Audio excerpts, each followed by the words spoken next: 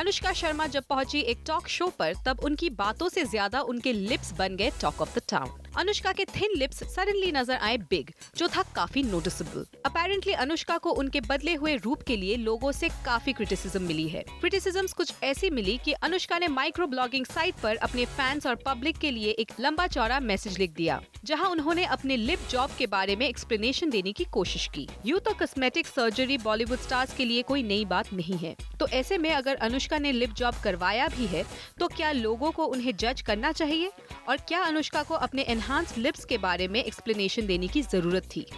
Well Simi, as you know, आज हमारा ought shot Anushka Sharma है और आपको प्लास्टिक सर्जरी के बारे में आपका क्या ख्याल है? I think plastic surgery में कोई हर्ज नहीं है. I have said repeatedly on this show कि they are in the beauty business and if they have to spend money, they have to take pains to be beautiful, they should do it because they are not here for their brains.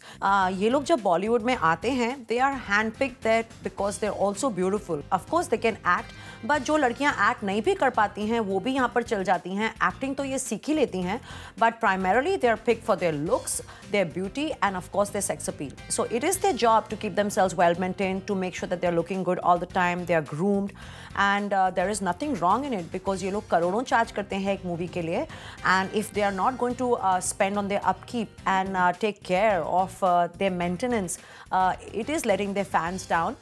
And while we appreciate natural beauty, but these days most of the stuff that we are seeing in Bollywood is cosmetic, so why should anybody get left behind in the race and why should we judge anybody? Right. Likewise, I feel Anushka को भी judge करना गलत होगा यहाँ पर. So what do you have to say about Anushka Sharma's pout and the flack that she's been receiving from people all around?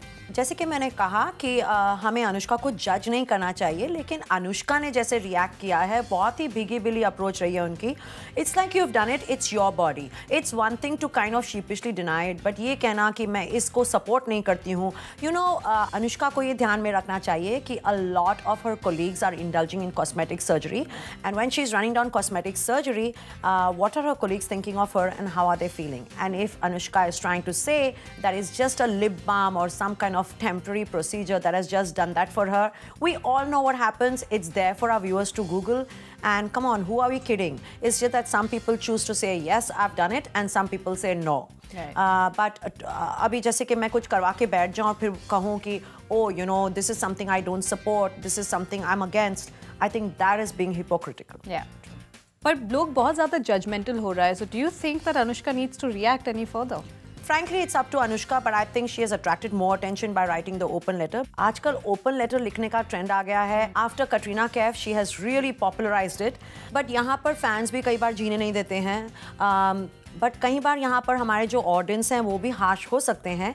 If you recall, Priyanka Chopra ने कुछ महीने पहले अपनी बिना मेकअप की फ़ोटोज़ पोस्ट की थी, and the kind of reactions she got was so harsh. You know, people were so mean to her. Some people said that she should not be there posing without makeup. Some people were commenting on her cosmetic surgery. कई लोगों ने ये बोला कि उन्हें makeup के बिना वहाँ पर पिक्चर्स नहीं पोस्ट करनी चाहिए थी. कई लोगों ने ये कहा कि उन्होंने कॉस्मेटिक प्रोसीजर्स करवाए हैं. And they were very nasty comments. So I feel that can be very harsh for a star to tolerate, and even people should use restraint. But it's always a price you pay for being famous, for being a star, and for being rich. True.